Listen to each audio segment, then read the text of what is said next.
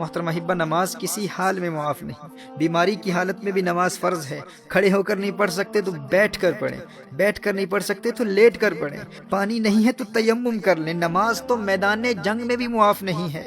محترم احبہ، نماز چھوڑنا تو بہت بڑی بات ہے، تارک الصلاۃ ہونا تو کجا۔ ہمارے اسلاف تو اس تصور سے بھی ڈرتے تھے کہ کہیں نماز میں سستی کرنے والوں میں ان کا نام نہ لکھا جائے، یا نماز ضائع کرنے والوں میں ان کا شمار نہ ہو جائے۔ حضرت عبداللہ ابن عباس رضی اللہ تعالیٰ عنہما کی آنکھ میں پانی اتر آیا۔ لوگوں نے عرض کیا کہ اس کا علاج تو ہو سکتا ہے، لیکن چند نمازیں قضا ہو جائیں۔ آپ نے فرمایا یہ نہیں ہو سکتا۔ میں نے نبی کریم صلی اللہ علیہ وآلہ وسلم سے سنا ہے کہ جو شخص نماز نہ پڑھے وہ اللہ جل وعلا کے یہاں ایسی حالت میں حاضر ہوگا کہ اللہ جل وعلا اس سے ناراض ہوگا۔ اللہ اکبر! کہا کہیں میرا اللہ ناراض نہ ہو جائے۔ حدیث شریف میں آتا ہے نا کہ من لقی اللہ وہو مودع للصلاۃ، جو اللہ جل وعلا سے یوں ملاقات کرے کہ وہ نماز کو ضائع کرنے والا ہو تو اللہ جل وعلا اس کی کسی نیکی کی پرواہ نہیں کرتا۔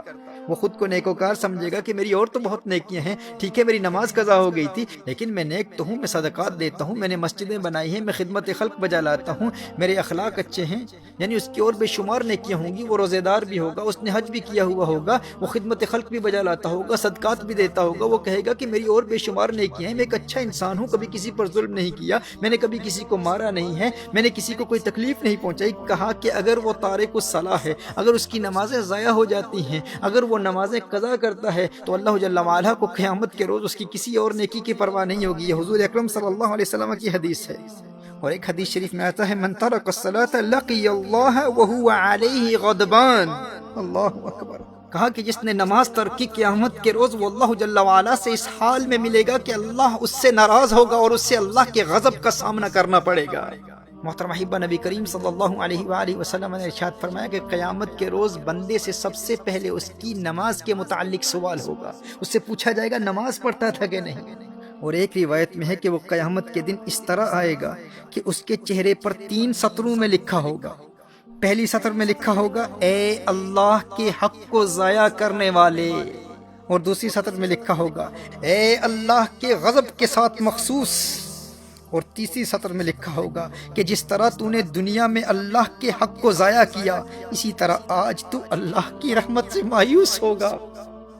آج تو اللہ کی رحمت سے مایوس ہوگا۔ میں حضرت ابن عباس رضی اللہ تعالیٰ عنہما کے حوالے سے عرض کر رہا تھا کہ آنکھ میں پانی اتر آیا، اور لوگوں نے عرض کیا کہ اس کا علاج یہ ہے کہ چند دنوں کی نمازیں قضا ہو جائیں گی۔ فرمایا یہ نہیں ہو سکتا، کیونکہ میں نے نبی کریم صلی اللہ علیہ وسلم سے سنا ہے کہ جو شخص نماز نہ پڑھے وہ اللہ جل وعلا کے یہاں ایسی حالت میں حاضر ہوگا کہ اللہ اس سے ناراض ہوگا۔ محترم احبہ، اگرچہ ان کے اس عذر کی وجہ سے نماز چھوڑنا ان کے لیے جائز تھا، وہ اس عذر کی وجہ سے ہرگز تارک الصلاۃ نہ ہوتے، لیکن انہیں اس بات کا خوف تھا کہ کہیں نماز ضائع کرنے والوں میں میرا شمار نہ ہو جائے۔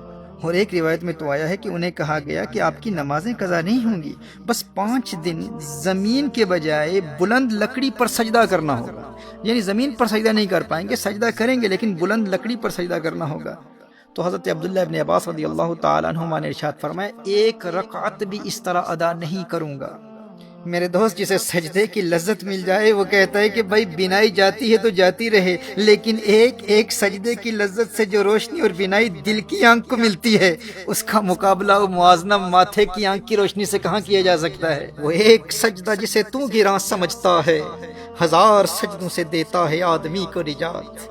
وہ سجدہ روح زمیں جس سے کانپ جاتی تھی، اسی کو آج ترستے ہیں ممبر و محراب۔ ویسے تو مسجدوں میں ہزاروں سجدے کرنے والے ہوتے ہیں، لیکن جس سجدے کو آج ممبر و محراب ترستے ہیں وہ سجدہ کون سا ہے؟ یہ وہ سجدہ ہے جو اس قدر انہماک قلب اور حضوری قلب سے ادا کیا جاتا ہے کہ بندے میں ایسی انقلابی روح پیدا کر دیتا ہے کہ بندہ در در کی ٹھوکریں کھانے سے ہمیشہ ہمیشہ کے لیے آزاد ہو جاتا ہے۔ در در دیے در در نالوں، در بن جا ایک دردا، چول کتا کیوں اخویندائیں، در بن وقتاں وردہ۔ جب وہ ایک در کا در بن جاتا ہے پھر اللہ جل وعلا اسے در در کی در در سے ہمیشہ ہمیشہ کے لیے آزاد کر دیتا ہے۔ جب وہ اللہ کی بارگاہ کا منگتا بن جاتا ہے پھر کسی اور کی بارگاہ میں جولی پھیلانے کی حاجت کبھی پیش نہیں آتی۔ در در دیے در در نالوں، در بن جا ایک دردا، چول کتا کیوں اخویندائیں، در بن وقتاں وردہ۔ وہی سجدہ ہے لائق اہتمام کہ ہو جس سے ہر سجدہ تجھ پہ حرام۔